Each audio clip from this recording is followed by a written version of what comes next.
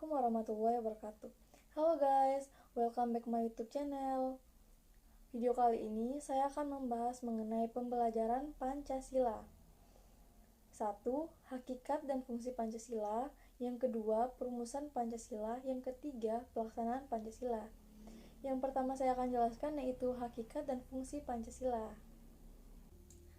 Hakikat Pancasila. Karena Pancasila memiliki keluasan arti filosofi, maka dari pengertian pokok tersebut dapat dikatakan bermacam-macam, antara lain 1. Pancasila sebagai dasar negara. Maksudnya Pancasila bukan lahir secara mendadak pada tahun 1945, melainkan proses penyesuaian yang didasari oleh sejarah perjuangan bangsa Indonesia, serta melihat pengorbanan pengalaman bangsa-bangsa lain. Kedudukan Pancasila sebagai dasar negara sebagaimana yang tertuang dalam pembukaan Undang-Undang 1945 merupakan sumber hukum yang tertinggi yang mengatur kehidupan negara dan masyarakat. Yang kedua, Pancasila sebagai pandangan hidup. Maksudnya, fungsi pokok Pancasila sebagai dasar pegangan hidup atau pedoman hidup dan petunjuk arah bagi semua kegiatan hidup dan penghidupan bangsa Indonesia dalam berbagai aspek kehidupan masyarakat. Yang ketiga, Pancasila sebagai kepribadian bangsa Indonesia. Maksudnya, kepribadian artinya adalah gambaran tentang sikap dan perilaku atau amal perbuatan manusia yang khas yang membedakan dengan bangsa-bangsa lain. Ciri-ciri khas kepribadian bangsa Indonesia tercermin dalam sila-sila Pancasila, yaitu bahwa bangsa Indonesia bangsa yang berketuhanan yang Maha Esa, berkemanusiaan yang adil dan beradab, berjiwa persatuan dan kesatuan, berjiwa musyawarah mufakat untuk mencapai hikmah, kebijakan, dan bercita-cita untuk mewujudkan keadilan sosial bagi seluruh rakyat Indonesia. Pancasila sebagai perjanjian luhur bangsa Indonesia muncul dalam pidato kenegaraan Presiden Soekarno di depan Sidang Perwakilan Rakyat Gotong Royong atau DPR GR pada tanggal 6 Agustus 1967. 5. Pancasila sebagai cita-cita dan tujuan bangsa Indonesia. Gambaran Pancasila sebagai cita-cita dan tujuan bangsa Indonesia tampak pada rincian dan tujuan bangsa dan negara Indonesia dalam alinea keempat pembukaan Undang-Undang Dasar 1945, yaitu A. Melindungi segenap bangsa Indonesia dan seluruh tumpah darah Indonesia, memajukan kesejahteraan umum, mencerdaskan kehidupan bangsa, dan ikut melaksanakan ketertiban dunia berdasarkan kemerdekaan, perdamaian abadi, dan keadilan sosial. Yang kedua, fungsi Pancasila. Fungsi Pancasila adalah sebagai berikut. 1. Pancasila sebagai jiwa bangsa Indonesia. Kedua, Pancasila sebagai kepribadian bangsa Indonesia. Ketiga, Pancasila sebagai dasar negara Republik Indonesia. Yang keempat, Pancasila sebagai sumber dari segala sumber hukum negara. Yang kelima, Pancasila sebagai perjanjian luhur.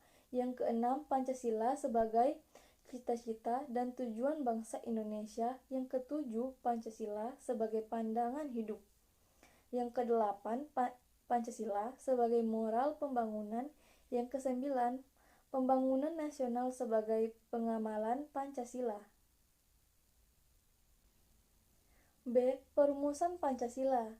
Perumusan dasar negara dimulai pada sidang pertama BPUPKI, yaitu pada tanggal 29 Mei sampai 1 Juni 1945. Dalam sidang tersebut, tiga tokoh bangsa Indonesia yaitu Muhammad Yamin, Soepomo, dan Soekarno mengusulkan poin-poin dasar negara. Muhammad Yamin menyampaikan poin-poin dasar negara Indonesia pada pidato tidak tertulis pada tanggal 29 Mei 1945. Poin tersebut adalah peri kebangsaan, peri kemanusiaan, peri ketuhanan, peri kerakyatan, dan kesejahteraan rakyat, selain poin tidak tertulis. Muhammad Yamin mengusulkan rancangan 5 dasar negara yang merupakan gagasan tertulis. 1. Ketuhanan yang Maha Esa. 2. Kebangsaan Persatuan Indonesia. 3. Rasa kemanusiaan yang adil dan beradab. 4. Kerakyatan yang dipimpin oleh hikmat kebijaksanaan dalam permusyawaratan perwakilan. 5. Keadilan sosial bagi seluruh rakyat Indonesia. Yang kedua, Soepomo juga mengusulkan dasar negara yang disampaikan pada sidang 31 Mei 1945, yaitu 1. Paham persatuan, 2. Perhubungan dengan negara dan agama.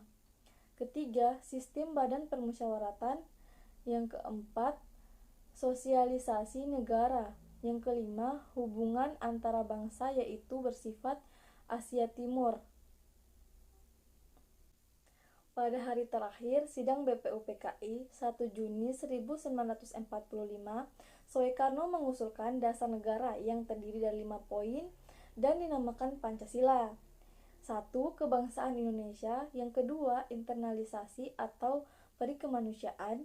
Yang ketiga, mufakat atau demokrasi. Yang keempat, kesejahteraan sosial. Yang kelima, ketuhanan yang berkebudayaan. Seluruh usulan dari ketiga tokoh bangsa Indonesia tersebut kemudian ditampung dan dibahas dan dirumuskan oleh Panitia 9 yang dibentuk BPUPKI. Kemudian merumuskan rancangan pembukaan Undang-Undang Dasar yang bernama Piagam Jakarta atau Jakarta Charter pada tanggal 22 Juni 1945. Piagam Jakarta bukan merupakan bentuk akhir dari dasar negara Indonesia.